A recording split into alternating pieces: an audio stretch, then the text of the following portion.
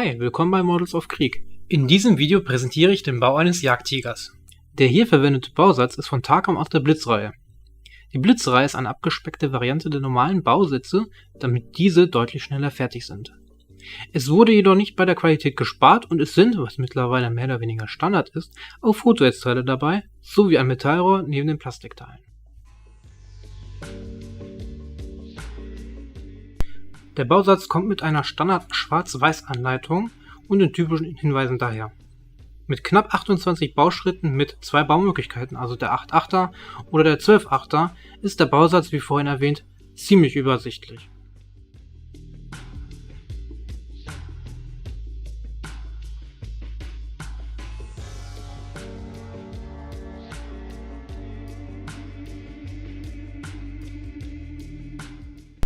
Dabei sind auch 4 Bemalvorschläge, die sich nicht wie bei anderen Herstellern praktisch 1:1 ähneln. Das ist für die meisten Modellbauer eine ausreichende Quelle für Inspiration.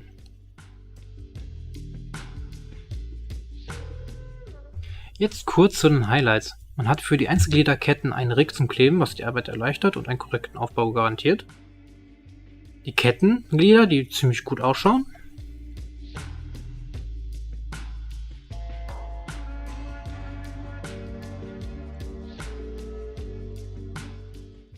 Schöne Details an den Rädern. Eine 1A-Struktur an der Kanonenblende und der Wanne inklusive Schweißnähte.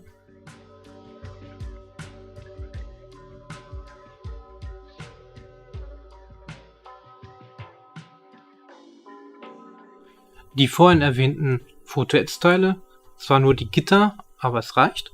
Und auch das Kanonenrohr aus Metall. Und die Decals, leider eine kleine Auswahl. Das erste, was geklebt wird, ist wie üblich das Fahrwerk. Hierbei fängt man mit der Aufhängung an.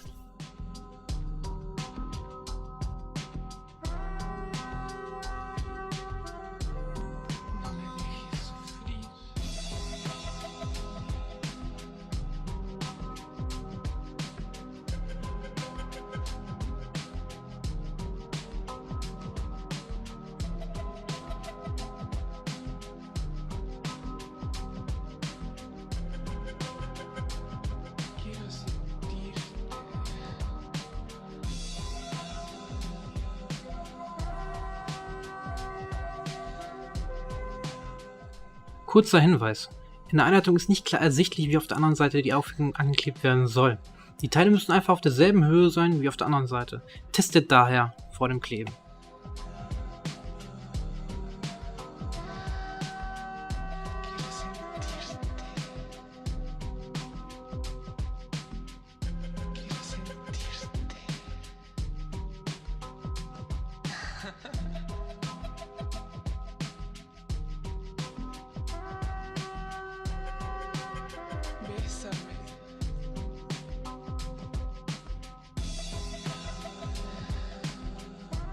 Um einen späteren perfekten Sitz zu garantieren, packt ihr das Rig über die Aufhängung, während der Kleber noch aushärtet. Seid aber vorsichtig beim Anbringen und Abnehmen.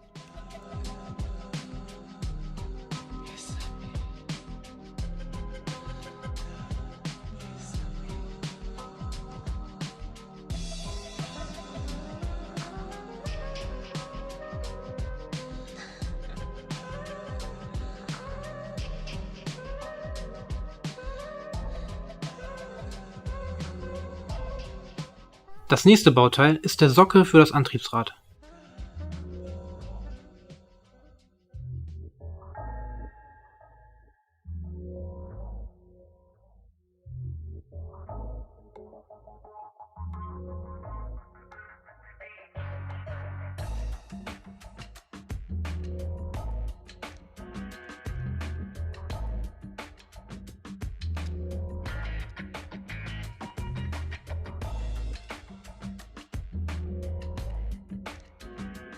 Nachdem das Fahrwerk grundlegend steht, kommen die Räder dran. Beim Rausschneiden nutze ich einen feinen Seitenschneider.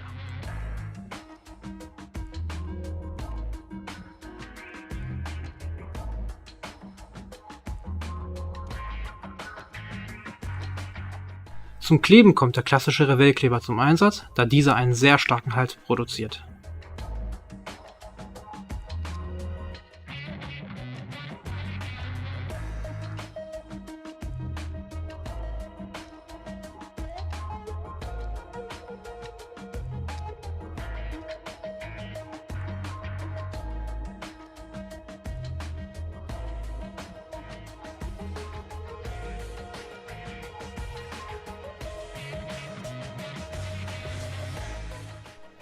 Um das Fahrwerk abzuschließen, kommen nun auch das Antriebsrad und das Rücklaufrad dran.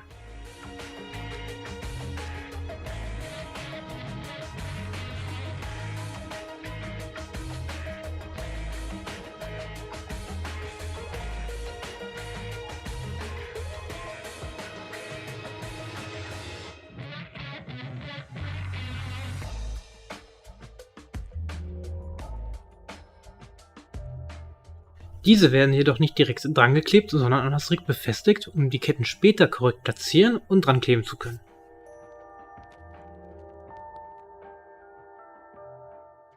Um die Ketten schnell und einfach zu kleben, empfehle ich folgendes Vorgehen. Nehmt einen verdünnten Plastikkleber wie der von Tamiya oder AK und bestreicht die Mulden der Kettenstücke. Platziert im Anschluss direkt das Mittelstück schräg in diese Mulden.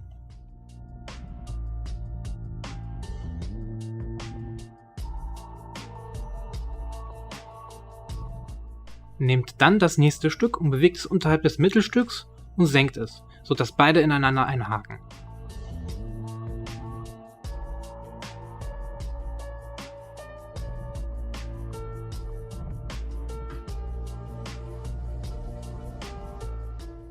Bestreicht dann noch einmal alles, sodass ein Halt gegeben ist.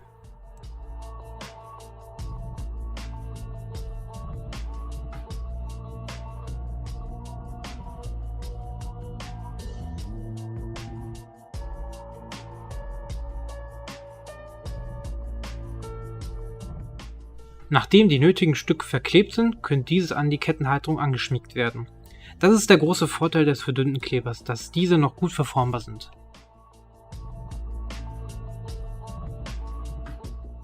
Um nun die gewünschte Form zu finalisieren, empfehle ich die Nutzung eines starken Klebers. Hierbei sollte man sich auf die Zwischenräume konzentrieren.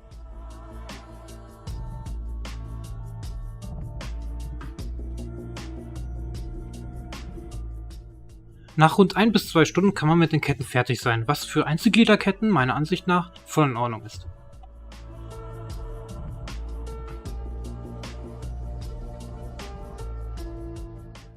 Der nächste Schritt ist die Heckplatte. Hierbei müssen 4 Löcher reingebohrt werden mit einem Durchmesser von 0,8 mm. Dafür nutze ich hier einen einfachen Anbohrer mit dem entsprechenden Bit.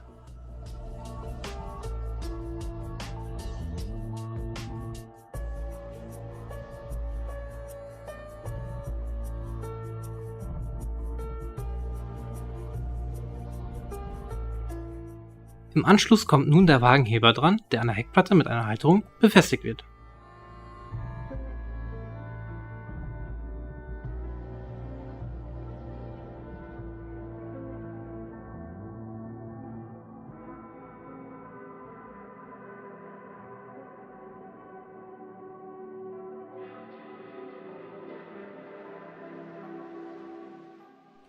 Die bereits erwähnte Halterung muss hier durchgezwängt werden, was etwas umständlich ist. Hier unbedingt Testfits machen.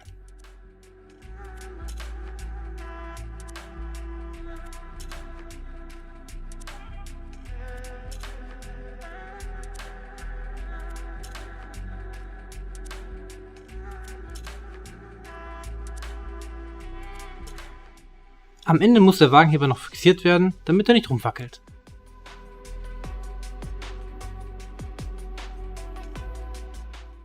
Ein weiterer Bestandteil am Heck ist die Auspuffanlage mit Panzerung, die hier mit dem Revellkleber befestigt wird.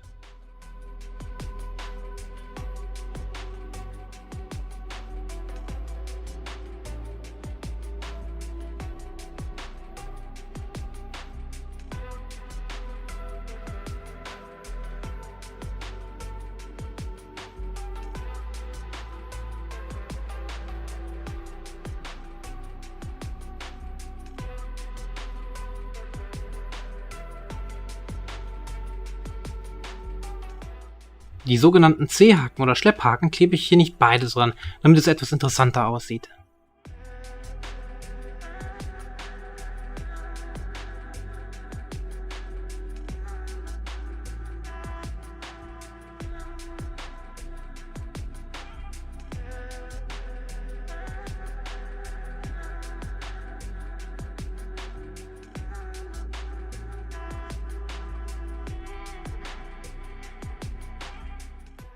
Unterhalb der Haken kommt noch das Hecklicht dran.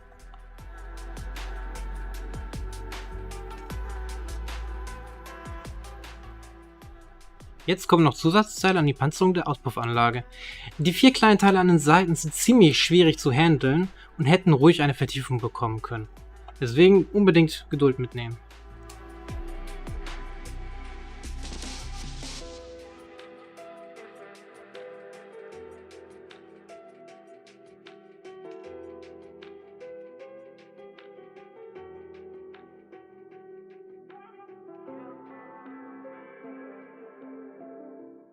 Damit ist die Heckplatte, bis auf eine Küste, die später noch dran geklebt wird, fertig. Daher kann sie nun an die Wanne montiert werden.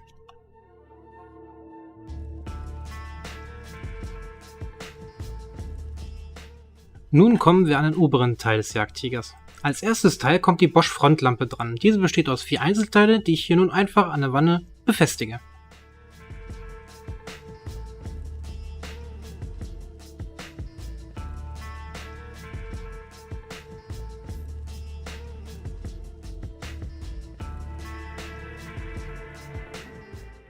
Da die Lampe Strom benötigt, gibt es beim Jagdtiger vor der Funkerluke einen Einlass für das Kabel. Das Kabel an sich ist auch dabei und passt perfekt.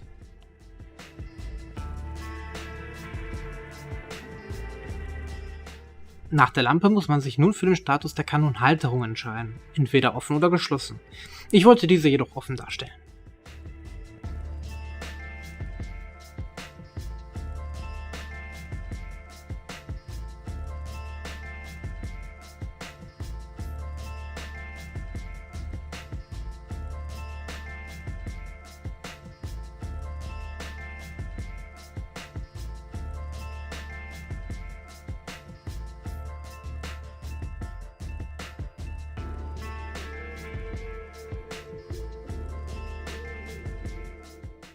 Nun geht es darum, Stellen durch Schleifen zu versäubern.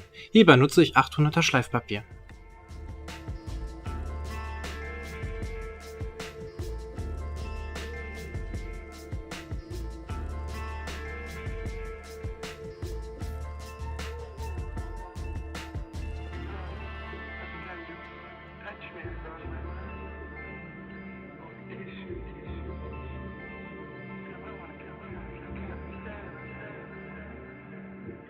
An der Motorbelüftung müssen ebenfalls Stellen abgeschliffen werden, wobei ich hier lieber ein Skalpell nutze, um andere Details nicht zu zerstören.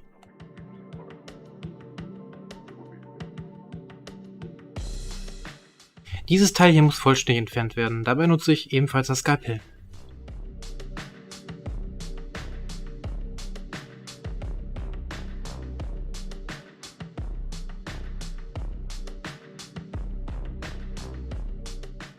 Hier werden die Halterungen für die Ersatzkettenglieder drangeklebt.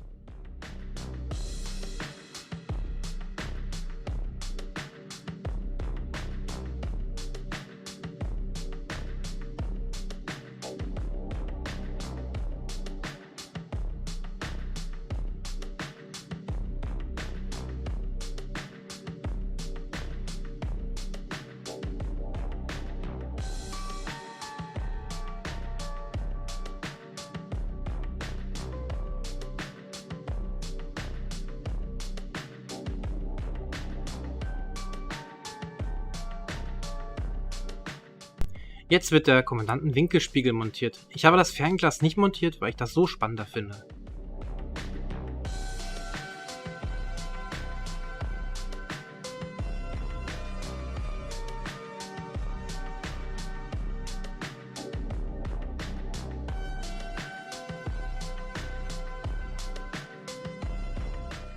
Im Anschluss wird die Antenne ans Fahrzeug geklebt. Im Rahmen des Bemalens kommt die restliche Länge der Antenne später dran.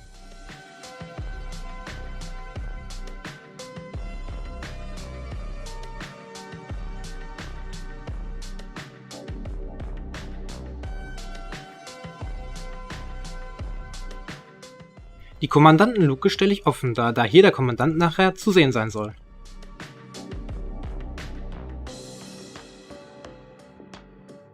Dasselbe gilt für die Fahrerluke. Die Funkerluke hier bleibt jedoch verschlossen.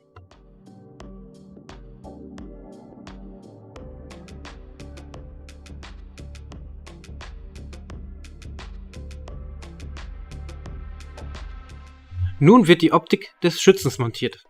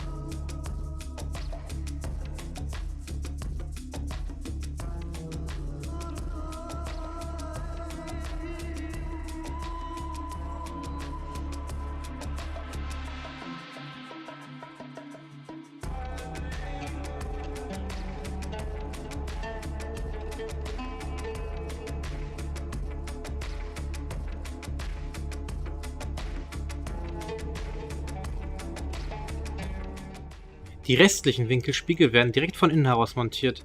Hier muss man auf die korrekte Anordnung des Bauteils achten.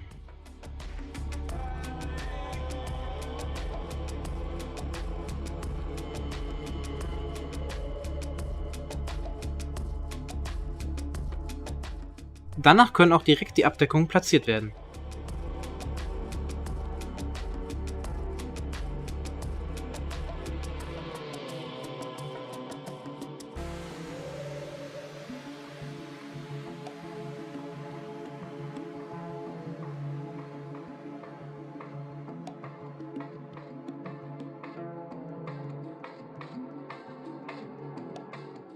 Das Wann-MG kommt in diesem Bausatz in einer vereinfachten Form daher. Ausschließlich der Lauf wird dargestellt, weswegen das Bauen hier ein wenig schwierig ist, als bei denen, wo das MG vollständig ist.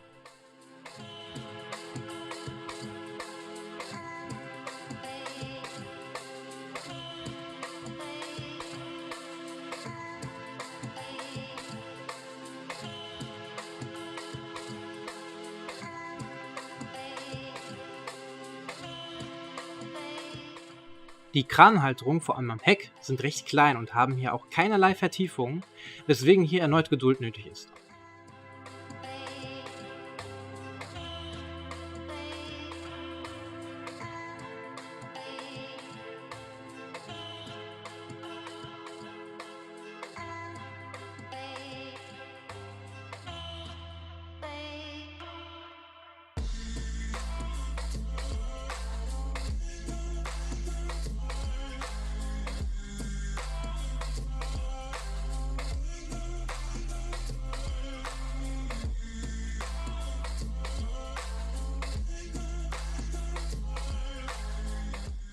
Nun kommen wir zu den Footage-Teilen.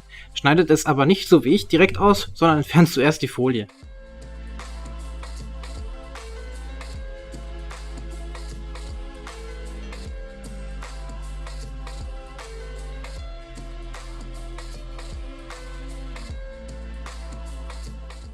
Beim Verkleben darauf achten, dass die strukturierte Seite zu sehen ist. Zum Einsatz kommen hier zwei Sekundenkleber, MX Bond 601 und Black Widow von AK. Der MX Bond Kleber ist schon mehrere Jahre alt, weswegen der halt nicht mehr so gut ist und ich daher später auf den AK Kleber umschwenke.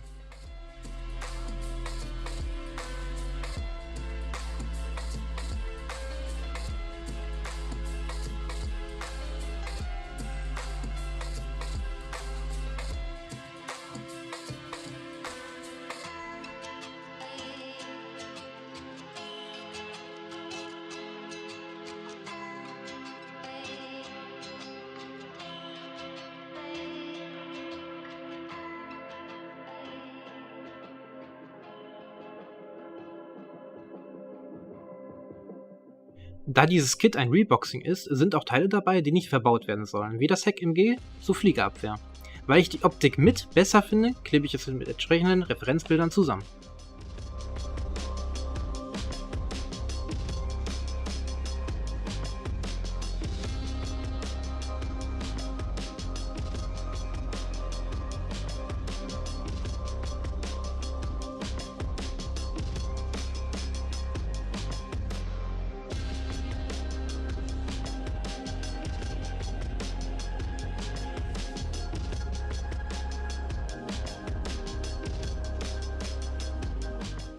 Die Motorabdeckung bekommt noch ein paar Teile und auch das letzte Fotonetzteil.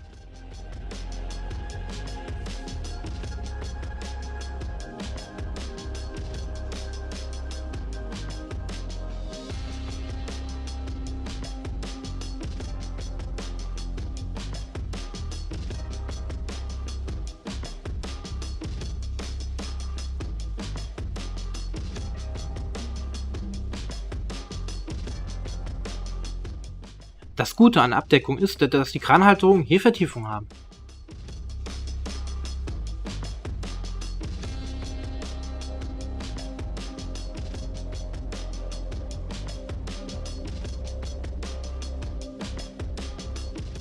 Um die Hülle hinten abzuschließen, müssen neben der Panzerplatte auch die Türen zusammengebaut werden. Diese belasse ich weitestgehend beweglich, damit ich diese am Ende auch offen darstellen kann.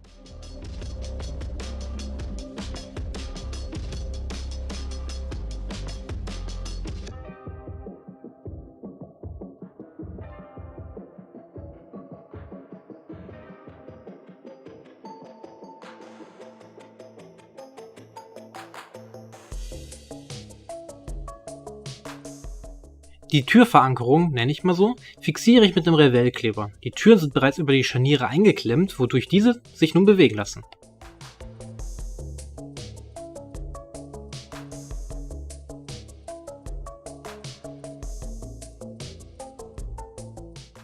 Die Heckplatte ließ sich hier sehr einfach einbauen, hat jedoch keine Fixierung, weshalb das Festkleben sorgfältig sein muss.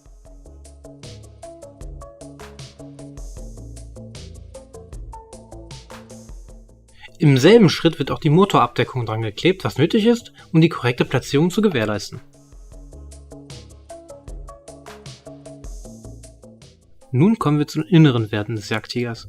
Die Kanonenhalterung besteht aus 7 Bestandteilen, die sich ohne Problem zusammenbauen lassen.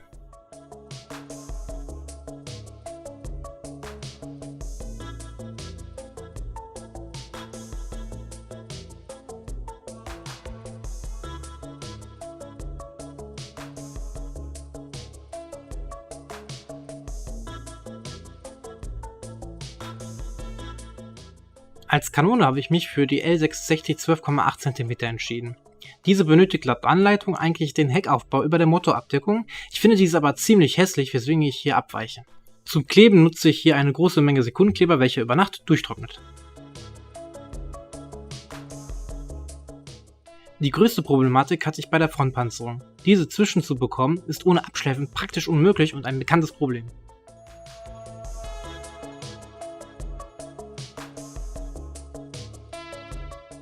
Aufgrund des Gewichts des Metallrohrs kippt die Halterung nach vorne, deswegen sollte man das Geschütz abstützen, während der Kleber durchtrocknet.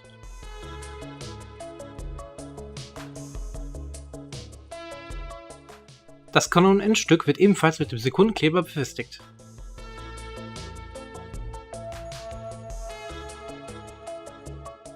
Die Kanonenblende besteht aus 3 Teilen, welche am Ende an die Kanonenhalterung geklebt wird.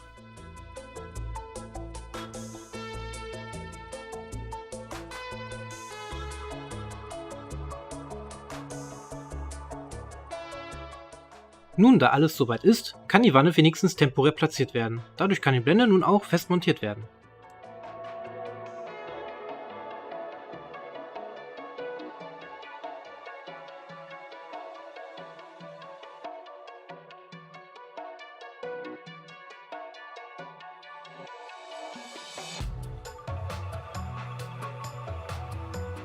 Da die Wanne leider nicht 100% passt, muss man an einigen Stellen beim Festkleben Druck ausüben.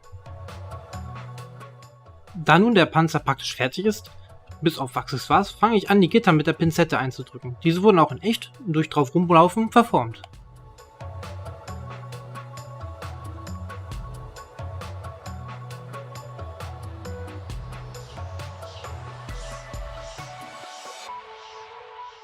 Nun kommen die gerade erwähnten Accessoires dran. Abschleppseile und das ganze Werkzeug, das am Panzer befestigt war.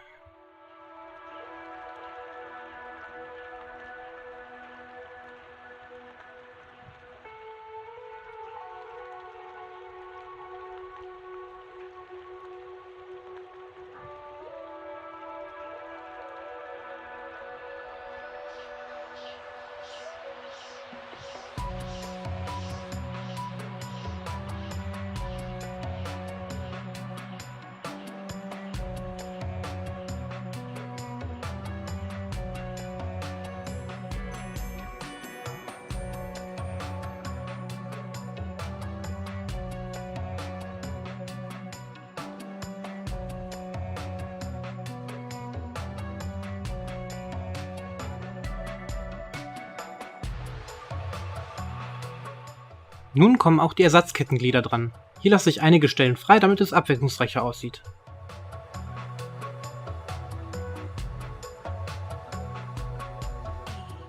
Beim Anbringen müsst ihr sehr vorsichtig sein. Wie ihr gerade seht, brechen die Plastikteile ziemlich leicht ab. Mit ein wenig Sekundenkleber, Plastikkleber ist es aber wieder korrigiert.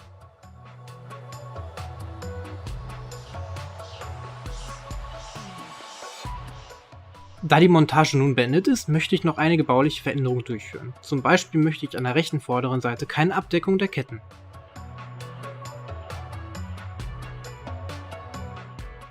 Auch korrigiere ich noch die Lücken der Panzerung. Ich schleife hier ab und fülle die Lücken später mit Spachtelmasse.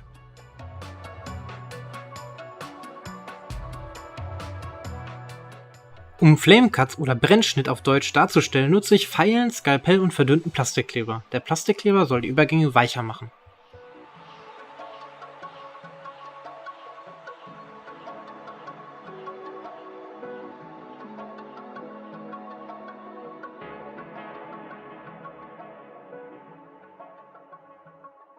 Die Löcher für die Schürzen bohre ich nach, damit diese mehr herausstechen. Einige Schürzenteile werden nachher abgeschnitten, weswegen diese sichtbar sein werden.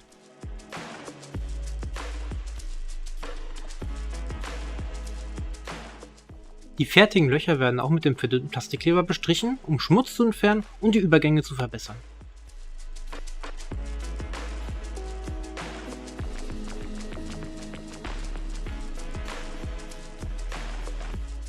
Hier mache ich mir ein Bild, welche Teile der Schürzen ich entfernen möchte.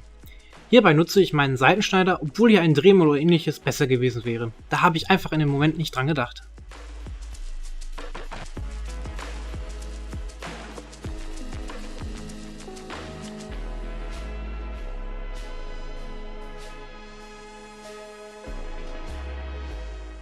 Beim weiteren Basteln ist aufgefallen, dass die Heckplatte kaum Schweißnähte hat. Entweder die fehlen echt oder ich habe mit zu viel Kleber diese zerstört.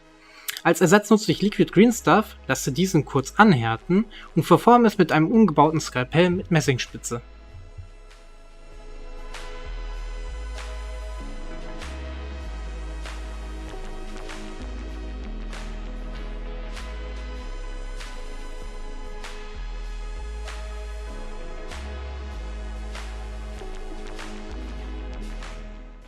Liquid Green Stuff hat hier den Vorteil, dass dieser direkt einsatzfähig ist, schnell durchhärtet und mit Wasser jederzeit entfernbar ist.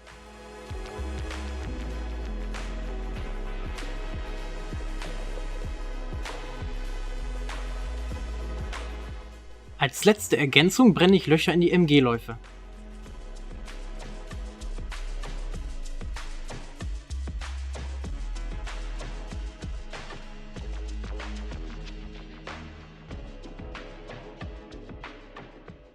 Damit wären wir am Ende des Videos und bedanke mich fürs Zuschauen. Jetzt kommt noch der aktuelle Zwischenstand.